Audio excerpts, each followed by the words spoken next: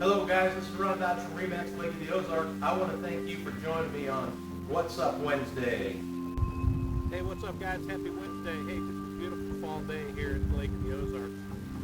One of the most beautiful places at the lake here, I believe, is Tonka State Park, especially in the fall. It's a nice crisp day today, and the leaves are starting to turn, so let me show you around. When you first get here, the first thing you're going to come across is the visitor center.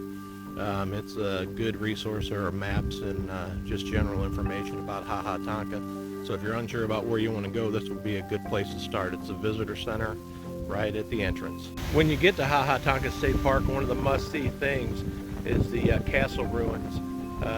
In early 1900s, Robert McClure Schneider out of Kansas City bought 5,000 acres and began to build just a mansion.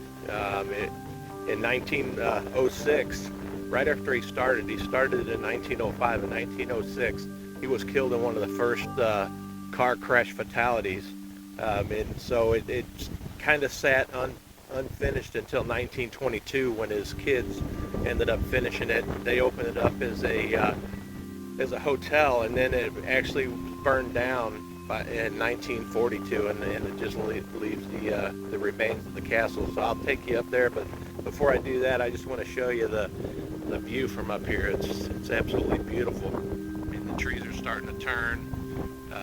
You can see down to the spring.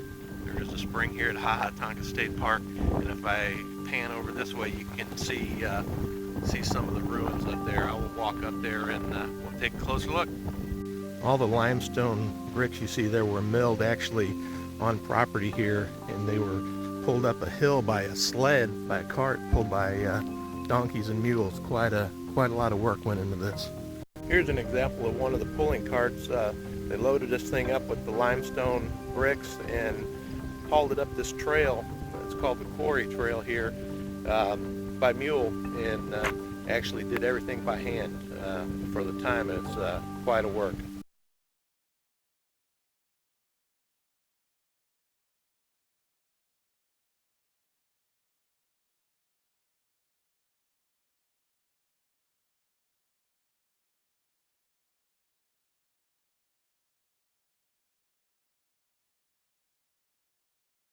The castle ruins are by far the biggest structure that was built at the time, but here is a carriage house that burned down from the sparks from the castle when the castle burned down. This was where they stored the mules, and also many of the workers would stay in here and would be fed and sheltered while the castle was being built.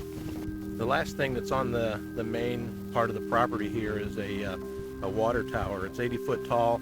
They would pump water from the spring that I showed you down below using a hydraulic ram pump, and store it up in there in the tower, and then it would be gravity fed down to the carriage house and to the castle itself, providing plenty of water. For the time, it was a pretty impressive project.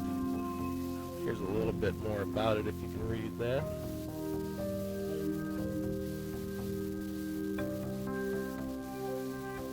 On top of that, there are over 16 miles of hiking trails. This is one of them that leads down and around the hill here, and there's one that heads down to the springs that I can't see right now because of leaves, but there are several hundred steps to go down. Most of the trails are walkable by most anybody, but there are a few that you'd want to think twice if you're not physically fit before you head down those trails.